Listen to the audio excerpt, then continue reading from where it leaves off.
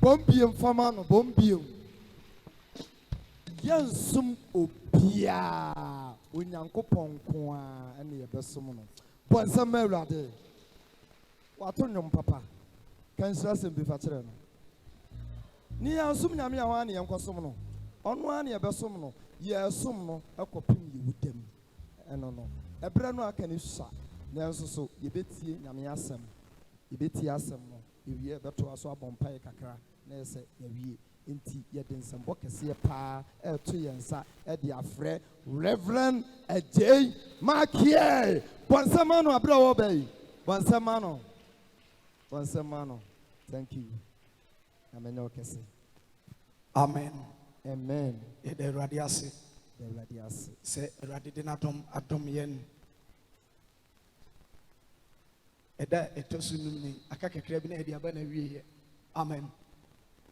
Na menim sɛ deɛ tie bia no yɛbɛdi nkonim amen si wotira ase ɛbrɛ ne nti yɛbɛbɔ mpaeɛ kakra si wotira ase Awurade Yesu ɛbrɛ duru sɛ wasɛm ɛba yɛn nkyɛn home egu yɛn mu na kɔso ahyɛ ɛden wɔ wotumi mu na sɛ wotumi ɛne yɛ nam na yɛni mmara ase fi sɛ deɛ yɛhu na ɔsoro ne deɛ yɛhu no wɔ asase so nyinaa ɛhyɛ wase na yɛ wo nsa no adwuma ɛdi hene ɛwɔ yɛakoma mu na ɛwie adwuma deɛ a yɛmfa wase da ni adone nti amen ba wo nsɛm Awurade amen menim sɛ nnonsia no deɛ abɔ awia ne sa nti wei ɛyɛ short message ɛne date yɛ sɛn ɛnɛ yɛ 1st July nti Onyankopɔn deɛ ɛhyɛ aseɛ 1st January ese bosomi nsia ne yɛtwa wie yɛsɛn wura 1st July enti Onyankopɔn nam ne tumi so de ebetwa afi we nso so awie amen message na ɛno ano no ɛmfa ho ne nipa a wɔne wudi ako ɛmfa ho ne ahonhom a yɛdi w'akyi sɛ every January ebesi July a yɛwura mu ɛnɛ da yi sɛ yɛka ate asefoɔ na woka ho bi kan kwansia kɔ so bebrebe yi wonka ho a ensu a eyiri fa amanfo yi wonka ho a ogya a ɛhyehyɛ amanfo no wonka ho na ntɔkwa asisi amanman bi so no ɛnka ho a Onyankopɔn a wosom no no abɔsom nsia ka w'anim ɔbɛsan de woatwa awie na yɛbɛhunu sonsono yɛn so a ɛda akristofoɔ ɛne wɔn a wɔnsom Onyankopɔn ntam ɛma ne nhyɛ wotiri mu ɛnni wotiri mu dɛm ɛma saa ehu ne ntɔw so da sɛ akodi a wunua mo atamfo bi ɛne wudi no ɔmo betumi wɔ amen sanso Onyankopɔn ka kyerɛ odiifoɔ Jeremia sɛ wɔne wo bedi ako nanso tumi deɛ wɔntumi wɔ enti sɛ atamfo ne wɔnni ako a wohunu sɛ woyɛ nipa mama sɛ wunua mo ansɔre ntia wo a wohunu sɛ Onyankopɔn ne nhyira anasɛ nabasa edi w'akyi enti ɛmfa ho deɛ wobɛhu biara bu w'ani gu so na kɔ w'anim na bɔhyɛ asase no sɛdeɛ tie bia na Awurade de wobɛduru so ɛsiane sɛ Onyankopɔn nim sɛ ne bɔhyɛ adeɛ bi ɛwɔ hɔ na afɔrebɔdeɛ bi ɛwɔ hɔ naboadeɛ bi wɔ hɔ a ɛsɛ sɛ wotua ma no amen enti Onyankopɔn nam ne tumi so ɛde wobɛtwa afi awie a wo ho ma asɛm a atamfo ntimi ntwi mfa wo so me no yɛkasa tiɛwa bi sɛdeɛ mekaeɛ no yɛkasa fa Esau ne ne nua Jacob ho amen Nyankopɔn nade bɔ so mu bra na saa mmɔfra ɔmo nya ma wiase no na yɛ Onyankopɔn ne tiri mu pɔ sɛ kuma no bɛyɛ panin ama panin no abɛyɛ kuma na sɛdeɛ tie bia nso no etwa sɛ panin no ɛsom kuma no na yɛ nhyira ɛyɛ kandie honhom a Nyankopɔn nim sɛ ɛwɔ kuma no mu na ɛnni panin no mu na wiase obiara ni hɔ atam sisa wote kaa mu etu kwan a ɔmo a mu yusu kaase akɛseɛ no sɛ load wɔ mu a ontimi nkɔ speed nanso aya na yɛ na hin sɛ kaa ketewa ɔbɛma ne kwan so ɔnyɛ overtaking mfa no amen enti ɛnyɛ sɛ ɛnoɔma no na ɛdɛn no otimi gye kwan ne nyinaa fa Omo free na ni mo eba no, waje omo kwan ne half. Na omo nso so a omo di na chi no, waje kwan ne half. Enti ofa ha enya yie, ofa ha enya yie. Na abandindi Nyankopɔn te ase. Na oda so ɔte na henie mu yi. Unua mu pe o, watamfo pe o, de Awurade aka no, ɛnoa na ɛbɛba mu. Amen. Onyankopɔn yɛ nipa na wadi atoro. Na sɛ nipa usum nhyira, woyɛ nipa mama. Akodi akɛse na wofa mu. Yɛwo hiani a ɛnkyerɛ wawieyɛ. Yɛwo yarefo a ɛnkyerɛ wawieyɛ. Sɛdeɛ anɔpa yi Nyankopɔn na nakoa mu ne wo kasa sɛ wankasa yi wo ho. Amen. Yi wo ho. Sɛ woyɛ wafa mu die a Onyankopɔn so afa mu die no ɔno nso bɛyɛ. Na sɛ woyɛ wafa mu die ne Nyankopɔn nyɛ nafa mu die a bibia bɛyɛ fɛfɛɛfɛ ɛwɔ ne kwan so. Amen. Enti Onyankopɔn onye onipa na wadi atoro. Esau ni Jacob enhyira no ɛhyɛ aseɛ bere a ɔmo da yɛfunu mu na ɔmo ko ho na ɔmo ko saa nhyira no ho ɔmo ko saa kandie no ho awoɔ mu nso so no ɛda adi sɛ bere a na Esau ɛba no na Jacob ekura ne nanti n'ani abere sɛ deɛ Nyankopɔn aka no wɔyɛ ho adwuma ma n'aba mu. Amen. Enti sɛ yɛwɔ 1st July a yɛna so ni bɔsome nsia no mu bio yɛtwa mu afiri hɔ yɛsɛ yɛhyɛ bɔsome nsia foforɔ nso so ase Nyankopɔn so ne din ne Alpha ne Omega ahyɛaseɛ ne awieyɛ. Enti sɛ Nyankopɔn asan de wahyɛ bɔsome nso yi nso ase a ɔde wobɛwie bɔsome du mmienu no mu a ɔho ma asɛm atamfo ntimi ne wo so wobɛtɔn ama yɛatɔ wogye a yɛde bɛma wo wobɛpra visa yɛde bɛma wo na Nyankopɔn ne nhyira a bɔsome nsia aka yɛ no ɛwɔ mu no sɛ wokyɛfa wɔ mu nko ade a wote abandindi Nyankopɔn anim yi deɛ wɔn nsa bɛka. Amen. Fa o Bible na yɛnhwɛ saa nkurɔfoɔ mmienu yi Esau ne Jacob ɔmo ho asɛm kakra. Nyankopɔn ahennie, Nyankopɔn ne tumi, Nyankopɔn ne kɛseyɛ ne n'ahoɔden enyina Esau a ɔyɛ bapani no ne mu. Na mmom Nyankopɔn n'ahennie, ne tumi ne ne kɛseyɛ egyina Jacob a ɔyɛ sekan bɔ no ne mu. Enti ebia ɛnna nwumire woyɛ abandenden ba yi na sɛdeɛ yɛn sɔfo kosonu ɛka agya na wo papa te ase na papa so ɛsɛ nyɛ odiifoɔ na Onyankopɔn ne nyɛ biribi gye sɛ ɔne n'adiifoɔ akasa ansa no ɛne ɛna deɛ Nyame na nakoa so ɛhyehyɛ to hɔ a wanyi wo ho amfiri mu na woyɛ asoɔmmerɛ di nkɔmhyɛ so yi nhyira biara a ɛsɛ fata wo no Onyankopɔn de bɛma wo na wobɛnya dansedie ɛwɔ program yi akyi wobɛnya dansedie nipa nyina esu a wo nko adeɛ Onyankopɔn bɛma wo asere. Obadiah 1:17. Obadiah chapter 1. Verse number 17. Verse 17. Make go to quotation, no? Obadiah 1:17. A quotation make no a confuse you. And your word, you ma, a yasa for your human, no problem.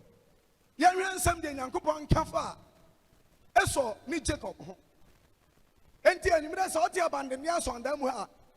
Jema ho sɛ wo wu fie wabusua mu wo din mu na Onyankopɔn na hinie ana ne tumi ɛte. Enti sɛ Nyankopɔn na hinie ani ne tumi ɛte wo mu a. Tumi foforo ba na betimi asɔda firi abosom mu, ensuo mu, abɔdeɛ bi mu sɛ ɛne wo bedi asie. Sɛ bayifo ana maame wata, na Nyankopɔn bɛtena soro sɛ honhomfi bi entwi mfa ne so. Ebi nsida. Na nya wo nso wo so na Onyankopɔn ɛde bɛhyɛ aseɛ. Amen. Amen. Ɔse Awurade ahennie no. Etira asɛm ɔse Awurade ahennie no. Onyankopɔn ɔte n'ahennie mu, ɔte ne tumi mu a obi nsene no. Na nano me no usuadeɛ fa Onyankopɔn ho no, meka kyerɛ wo sɛ ɔyɛ Onyankopɔn a ɔwɔ baabia. Ɔwɔ Ghana, ɔwɔ Cote d'Ivoire, ɔwɔ Togo, ɔwɔ US. Baabia asase wɔ biara, baabia mframa bɔfa biara. Saa Onyankopɔn no ɛwɔ hɔ. Ɛsan sɛ Bible say yɛn Nyankopɔn a yɛsom no no, ɔyɛ honhom na ɔnyɛ honam. Amen. Sɛ Nyankopɔn nyɛ honam deɛ a, enka megyina ha yi, enka ha nko na Nyankopɔn wɔ. nanso ɔyɛ honhom nti no baabi amframa bɔkɔ biara onyankopɔn di hene wɔ hɔ enti ensuro sɛ yɛde wokɔgya nsuo a ensuro sɛ yɛde wokɔgya bosom a ensuro sɛ yɛde wo hyɛ maram bi nsa a ensuro kae wo nyankopɔn a wodi n'akyi no ne bɔhyɛ a wahyɛ wo sɛ wɔde woahyɛ aseɛ na ɔbɛsan so de woawie kaeɛ no nko a to asoma me ɔsi awurade no ahenni ɔse awurade no ahennie na zion bepɔ so deɛ ɔse na zion bepɔ so deɛ mfirimufoɔ ɛbɛtena hɔ mfirimufoɔ bɛtena hɔ abandenden asɔredan mu deɛ ɔmo a mo afiri January, February, March, April, May, June mu afiri no ɛbɛtena abandenden asɔredan mu sɛdeɛ nyankopɔn nam ne diifoɔ so sesa to hɔ a me no ampa sɛ on the 1st July yɛwɔ nyankopɔn fie no nti ɔse na Zion deɛ mfirimufoɔ ɔmo a owu amfa ɔmo ɔmo a yareɛ amfa ɔmo ɔmo a abayamani amfa ɔmo ankɔ no ɔmo bɛtena ɔno nyankopɔn ne fie yɛka Zion a ɛne onyankopɔn fie yɛka Zion a ɛyɛ onyankopɔn ne kronkronbea baabi a n'ahoteefoɔ ɛtena enti ti a wote yi onyankopɔn ne dɔ a ɔwɔ ma wo nti na onyankopɔn de wabɛdua ha sɛdeɛ ɛbɛyɛ a ne tiri mu pɔ a ɔwɔ fa ho no ɛbɛba mu amen enti sɛdeɛ ɛbɛyɛ a onyankopɔn ne kɛseyɛ n'anim onyam bɛda adi na wo nteete ɛwɔ asetena mu nti no ɛnu nti na onyankopɔn se na Zion deɛ mfirimufoɔ ɛbɛtena hɔ. La Bible déclare que ce que Dieu a dit sur nous là, ça va réaliser complètement. Enti emu ho abam sɛ woti odiifoɔ na ase. Faut pas décourager comme tu as auprès des prophètes, faut pas te décourager de ça. Esan sɛ À cause de quoi? odiifoɔ Le prophète. ɛyɛ onyankopɔn aso. Le prophète c'est une image de Dieu ou bien c'est le cœur ɛyɛ de Dieu. onyankopɔn ani. C'est le présentement de Dieu. Onyankopɔn nyɛ biribi. Dieu fait rien. Gye sɛ ɔne ne nko adiifoɔ akasa nsa. Passe par son prophète pour parler avec nous. Sɛ ɔhwɛ first na ɛkɔ so yi a. Si tu regardes ce qu'on voit aujourd'hui, ɛnyɛ nsɔre a ɛwɔ asase so nyinaa. c'est pas toute l'église qu'on voit ça. ɛnyɛ asɔfoɔ nyinaa. C'est pas tous les fidèles qu'on na voit ça. onyankopɔn yi saa ahintasɛ ni kyerɛ ɔmo. C'est pas toute l'église que Dieu. Gye sɛ ne diifoɔ C'est à cause des prophètes seulement. odiifoɔ Kofi Wusu. Le prophète Kofi Enti Wusu. sɛ wote ne nan ase a. Si tu es en bas de lui, ɛwɔ sɛ ohunu sɛ si tu es ici, wo diifoɔ a wote ne nan ase il no faut savoir que le prophète, ɔyɛ odiifoɔ kɛseɛ c'est un prophète, un grand na prophète. onyankopɔn te ne mu Dieu avec lui. na ne so na C'est à travers de lui. onyankopɔn bɛfa C'est à travers de lui que Dieu va ɛde passer pour waduru nous wo bɔ saa bénir. asase so. Dieu, à travers de lui, Dieu va nous bénir. ɛna nnwummerɛ yi En ce soir, onyankopɔn ayɛ ne diifoɔ sɛ Dieu va passer par son prophète. Jacob Il dit à Jacob, na wo nso a toi, wote dandua mu ha toi qui es ici, na wɔyɛ asoɔmmerɛ toi qui es ici, qui ama t'es onyame soumis à diifoɔ moi, no tu t'es soumis à un prophète, wo nso toi aussi. onyankopɔn ayɛ wo sɛ Joseph Dieu aussi t'a fait comme un Joseph. enti sɛ onyankopɔn ayɛ Jacob sɛ Si Dieu a fait un Joseph comme, ogya il a fait Joseph comme un feu, ne ba Joseph nso son fils Joseph aussi, onyankopɔn ayɛ no ogyaframa toi aussi il t'a fait comme un enti flamme. asase a yɛte so yi La tête qu'on est, hwan na ɛse qui peut dire, wadi ogya aduro qui peut dire qu'il ne peut pas, na wobɛtumi asɔre atia onyankopɔn gya a wasɔ sɛ obɛdum no ce que Dieu a dit sur toi là, ça va réaliser. hwan na ɛse Qui a dit, wadi mframa aduro qui a dit que toi tu ne peux pas reçu? na sɛ awia mpo bɔ a Qui a dit que toi tu ne peux pas te ɔhome marier? a na sɛ awia bɔ Si le soleil sort, na sɛ mframa fa mu si le vent passe, na sɛ emu hye a si le ténèbre est fort, kata a ɛnkye no il ne faut pas voir peur. enti sɛ woyɛ nyankopɔn ba a woyɛ ogyaframa a na wo papa a wote ne nan ase no ɛyɛ ogya de a ɛni sɛ wosuro Si ɛsiane le sɛ prophète est un feu, toi aussi tu es une flamme. Il ne faut pas avoir peur, il ne faut pas avoir crainte. na agyapadeɛ biara Toute bénédiction qui est en lui, a onyankopɔn wɔma wo no toute bénédiction que Dieu a pour toi, sɛ ne diifoɔ te ase le prophète est vivant. na wote ne nan ase yi Tu es en pas de le prophète. wɔn nsa bɛka wo kyɛfa Tu vas gagner ce que wɔn Dieu nsa a promis sur wɔn nsa toi. bɛka wo Tout yiedie que Dieu a dit sur toi, tu vas gagner. wɔn nsa bɛka wo animonyam Ce que Dieu a dit sur toi, ça va réaliser. yɛn nyankopɔn a yɛasom no no Dieu est vivant, hein? n'ani wɔ mmaa nyinaa Dieu est partout. ɔhyehyɛ obi a Il cherche quelqu'un. ɔdɔ no Il cherche quelqu'un qui na l'aimait, na ɔbɛn no qui l'aimait. na ɔde ne nhyira Et puis il bénit cette personne. adom no Il bénit cette ɛnyɛ personne. biribiara sɛ ɛnyɛ biribiara sɛ C'est pas toute chose. onyankopɔn n'ani asɔ wo ne yɛ Dieu va te bénir. ɛnha wo ho Faut pas te craindre. ɛwɔ abɔnefoɔ ho Faut pas craindre. na ɛrenni dabi Les combats là, c'est pas toi qui vas amener. Oui, Mais non, c'est comprends. Dieu qui va amener ça. wo nyankopɔn Le Dieu, bɛtwa wɔn agu sɛ ɛserɛ le Dieu va les débarrasser devant toi. Harry. Tous les ennemis que tu les vois. ɛrenkyɛ Ça ne peut pas durer même. na ɔmo akusa sɛ Oh, ils vont sécher. wuramo no Ils vont sécher comme un feu. adɛn nti na meka no saa Pourquoi j'ai dit cela? jacob Jacob, ne nua ne esau Jacob, son frère Esau. esau na ɛyɛ bapanin Esau était grand. nanso À cause de onyankopɔn Dieu. amfa ne tumi Il n'a pas donné sa force, n'ahennie sa gloire ou bien sa puissance. kannie honhom Il n'a pas donné Ama même fils Esau. là, son frère. ɛno nti À cause de cela, esau ani bere sɛ Esau aussi, il s'est forcé. ɔbɛkum ne nua jacob Il va tuer son frère Jacob. sɛdeɛ ɛbɛyɛ a À cause de quoi? onyankopɔn tirim pɔ La sagesse de Dieu. n'adwene Ce que Dieu a dit sur son frère. n'ani so ade hunu Ce que Dieu a vu.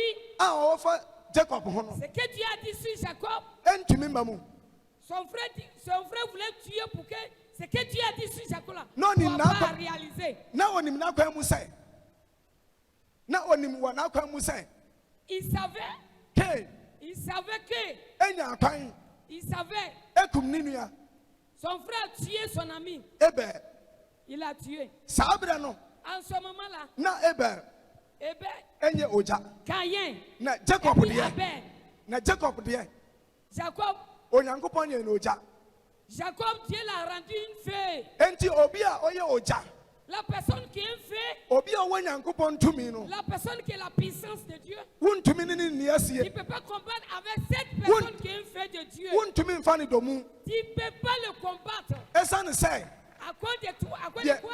deɛ ɔdi n'akyi no Lui, qu'il le suivait, deɛ ɔte ne mu no ce qu'il a en lui, ce ɔso se nea ɛwɔ qui wiase en lui prise fort par rapport à ce qu'il est au dehors. ɛnna anwummerɛ yi En ce soir, wo nyankopɔn te ase Dieu est vivant. wo diifoɔ te ase Le prophète est vivant. wo haw ne sɛn Qui est ton problème? Il y a quoi? ɛrenkyɛ C'est quoi Dieu ne peut pas faire pour toi? wobɛware ɛrenkyɛ Ça ne peut pas durer. wobɛtu kwan Ça ne peut pas durer. Tu vas voyager. ɛrenkyɛ Ça ne peut pas durer. wobɛnya adwuma yɛ Tu vas gagner un travail. onyame berɛ Le temps de Dieu, a ɔwɔ ma wo no le temps de Dieu qui est en toi, aso c'est arrivé.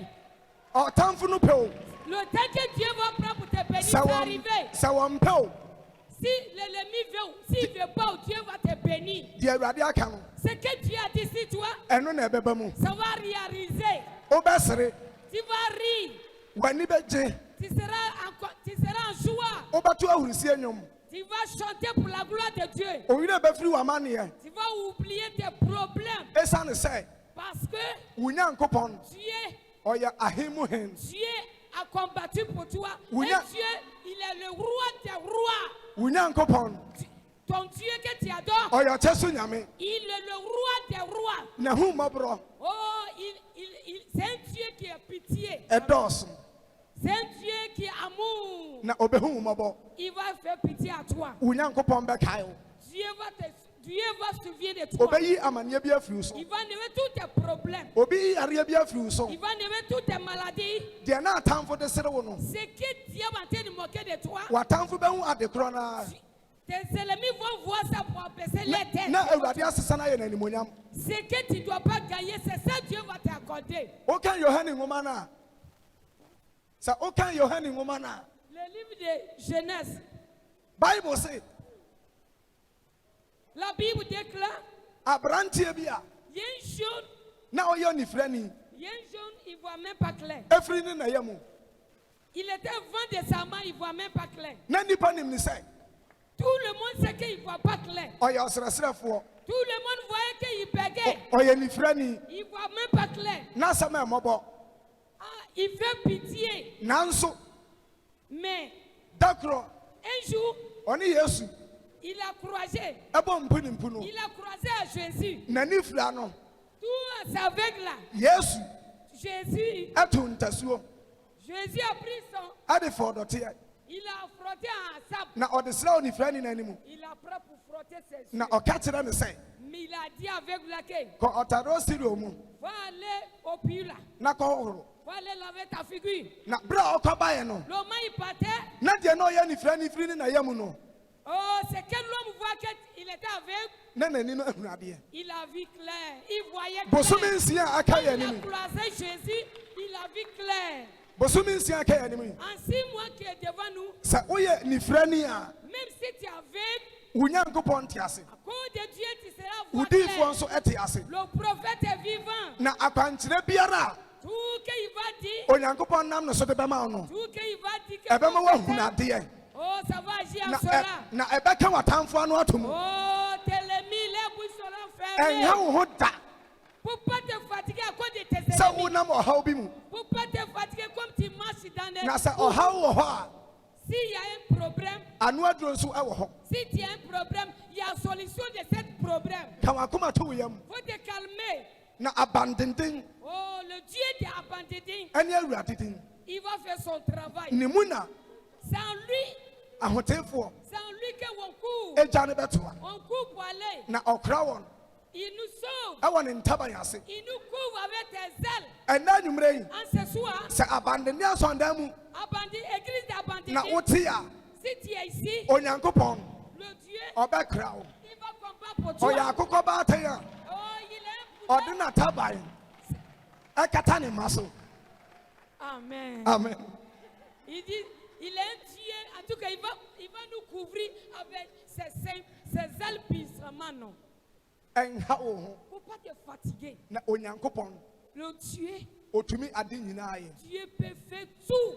bible se La Bible déclare, mayɛ abɔfra la Bible déclare que Maya- David a dit qu'il était petit. mayɛ aberanteɛ Je suis devenu jeune. na afei deɛ Maintenant, mabɔ akokora je suis devenu vieux. nanso À cause de, menhu ɔteneneeni j'ai a jamais vu quelqu'un qui est saint. n'asefoɔ Et puis, Es- en bas de la ɛsrɛsrɛ adeɛ il bégaye. awurade ma C'est ne la mparo Bible qui est en train de dire ça.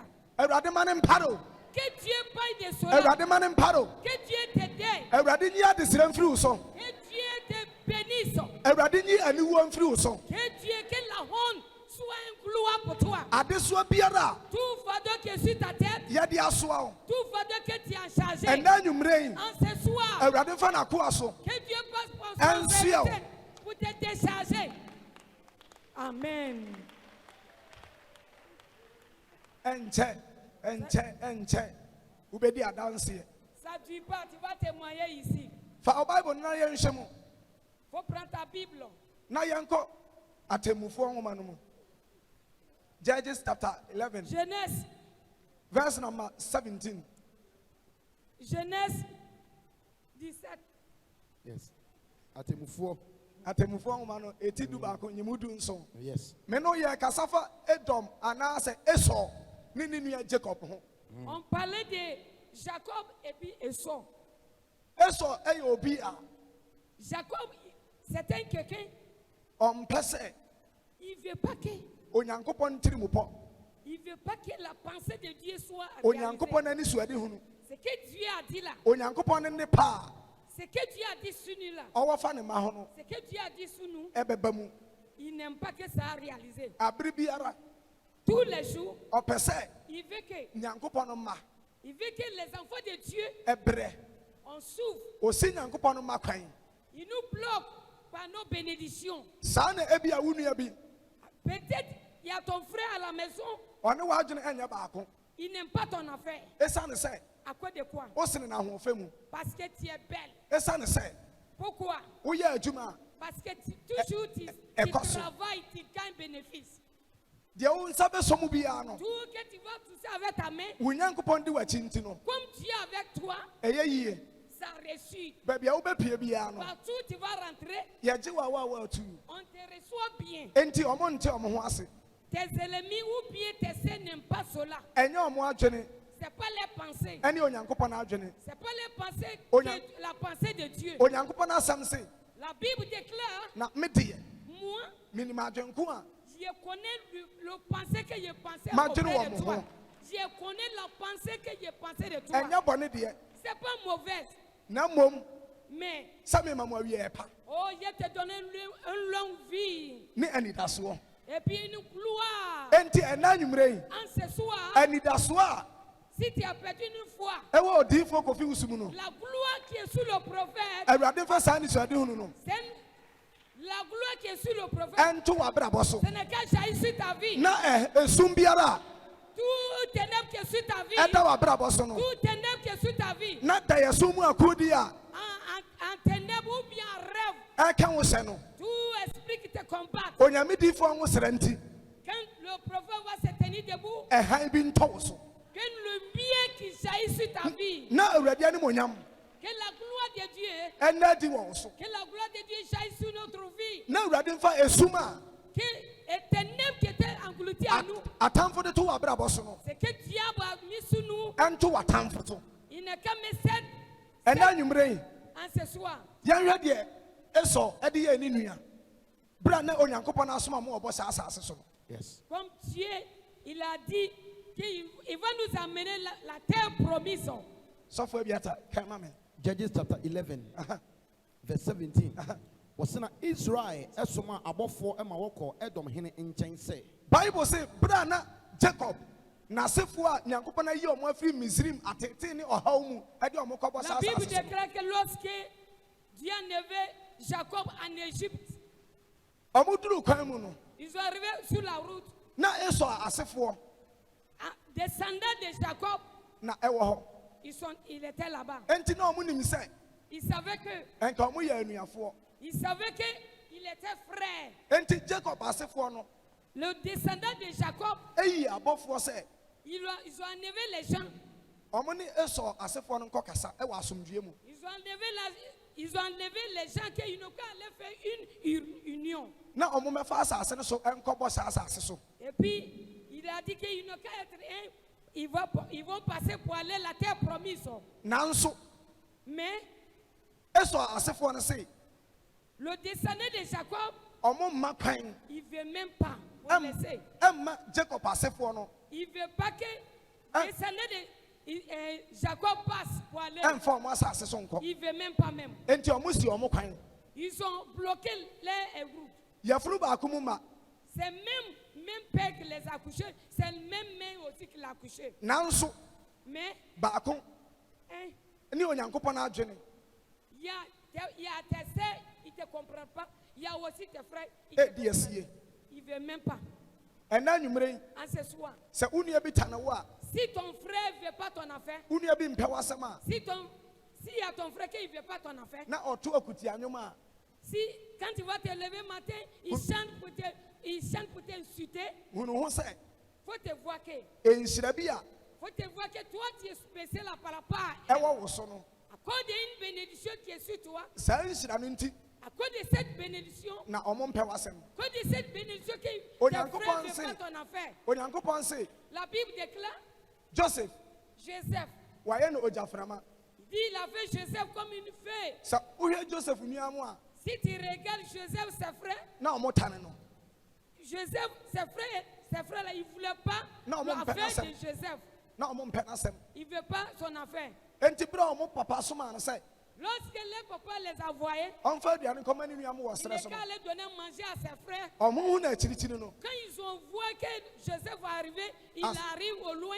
asɛm a ɔmo kae ne sɛ C'est qu'ils ont dit, da yɛsɔfoɔ no et regarde, Na- l'homme qui fait songe là qui arrive là. na ɔreba no Et regarde, Mama l'homme qui Yankunu. fait songe là qui arrive. momma yɛnku no On n'est qu'à le tuer. na yɛnhwɛ deɛ ne da yɛsɔ no bɛyɛ On n'est qu'à le tuer et puis après on va voir comment ces rêves là vont devenir. ɛsiane sɛ À cause de quoi? na ɔyɛ ogyaframa nti Comme le Joseph, il était fait, ɔmo ntumi ɛnku ils no n'ont pas pu le tuer. ɛnna enyimire yi Et en ce soir, sɛ ɔyɛ abandendeni si tu es quoi, watamfo comme tu es ici, abayifoɔ les ennemis, akɔnfoɔ les sorciers, maramfoɔ les démons, baabi biara partout, nipa bi ils vont de wobɛkɔ planifier akɔgya no contre ta vie. ɔde wobɛkɔ deɛ Il ne peut pas te combattre parce que tu es avec eux. nanso Parce que wobɛfiri mu afiri tu vas t'en sortir de là. awurade nti n'anim nkyerɛ wo Que Dieu donne sa na gloire. ɔnom wo Que Dieu te bénisse. na ɔma n'asomdwie Que la grâce de Dieu ɛntena w'abrabɔ so et la voix de Dieu soit ta vie. daadaa Dans le nom de wɔ nyame Jésus. agya nyame ɔba nyame ho nkurokuro de mu amen Que Dieu te bénisse. Que Dieu te bénisse. Nyayise, nyayise. ade deɛ kwan so fa nsa to wɔ akoma so Mets ta main droite sur ta poitrine. yɛbɔ mpae On prie en ce soir. aseda nka wo din Merci Seigneur. onyankopɔn a Le Dieu vivant, wasoɛ yɛn toi qui nous as, afiri toi ɔhaw qui mu nous as déchargé, na wayɛ yɛn foforɔ tu nous as fait un nouveau. ama w'animonyam Tu nous as donné un clou encore. kristo Seigneur Jésus, ɛnɛ num nie 5 jours aujourd'hui, wɔ akɔmkye no mu enchaîne nhyira biara a toute bénédiction, ɛwɔ mu toute bénédiction qui est dans cette chaîne, sɛdeɛ wo din jesus ɛteɛ no comme ton nom est Jésus est, ma yɛnwie pɛyɛ Seigneur, Wa- faut wade faire nyinaa grâce mu de cela. wade nyinaa mu En toutes choses, amen bénis-nous. Amen.